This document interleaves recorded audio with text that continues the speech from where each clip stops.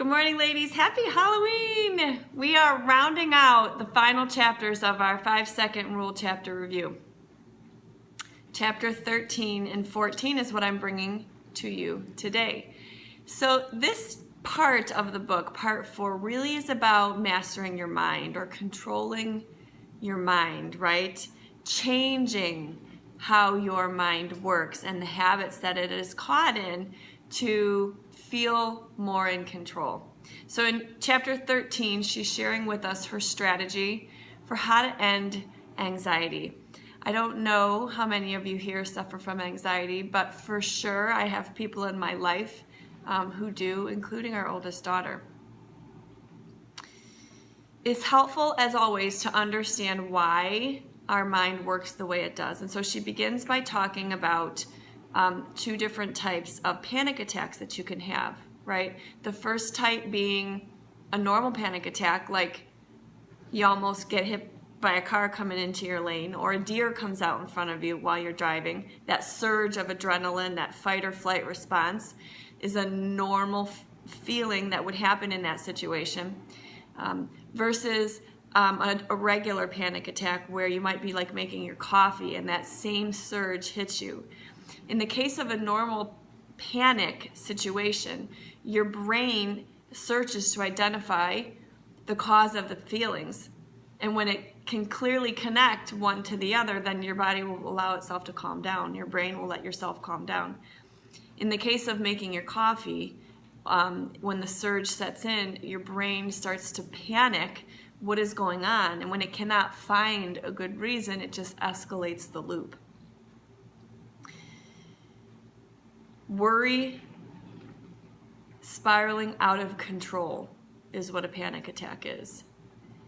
And if you can rule your mind, then your mind won't rule you. So that's what this tool describes. And our oldest daughter has suffered over the course of the last few years with these panic attacks, sometimes provoked around a situation that she knew she was nervous about, other times for no apparent reason.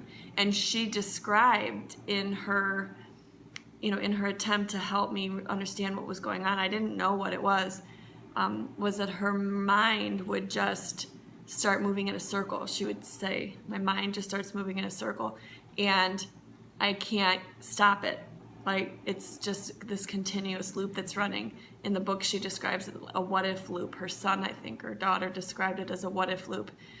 And so telling yourself to calm down in that situation, it doesn't work. So the strategy that she describes, and I'm excited to share this with my daughter, is basically reframing the feeling, like giving it an explanation, right? So excitement and anxiety, they're the same physiological response. She talked about her son using this as to overcome his anxiety about going to a sleepover. Telling yourself, when you feel the anxiety start to set in, when you tell yourself over and over, I'm excited, I'm excited, I'm excited, it gives your mind an explanation for why you are having these physiological feelings. And so again, it's not easy. It's a 5, 4, 3, 2, 1.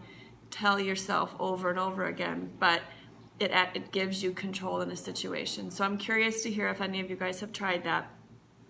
You are braver than you believe, stronger than you seem, and smarter than you think is the quote that ends chapter 13. Chapter 14, we learn about beating fear.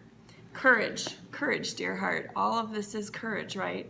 Courage to live a better life, courage to end anxiety, courage to overcome our fear. Fear robs us of our life, you guys. Whatever you're afraid of, fear of public speaking, fear of walking across the room to talk to someone, fear of failing, right? Fear of dreaming big, or fear of thinking that you are going to fail because you've started on this health and fitness journey 50 times before and failed.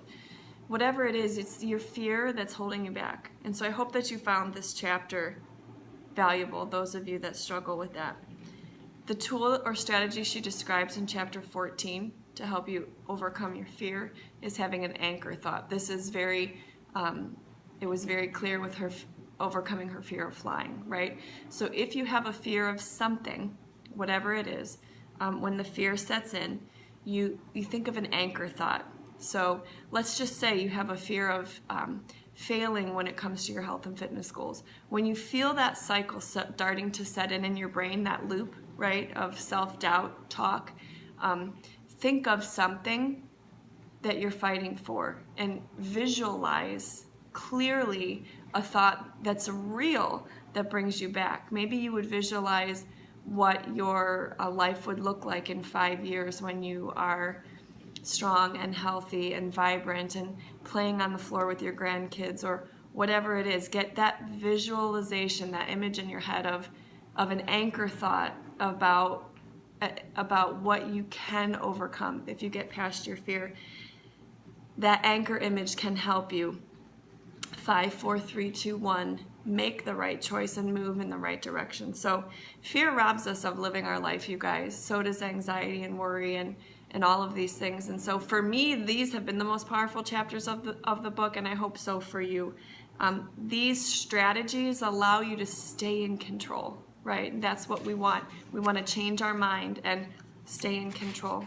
And then she finishes chapter 14 with a quote, master your mind and anything is possible. So we're going to finish this book this week, you guys. I have 3 chapters left to bring to you. I'll bring them to you on Thursday. And the next book we will read together is Present Over Perfect. Thank you guys so much for following along with me on this journey of the 5-second rule. And I'll talk to you guys soon. Happy Halloween.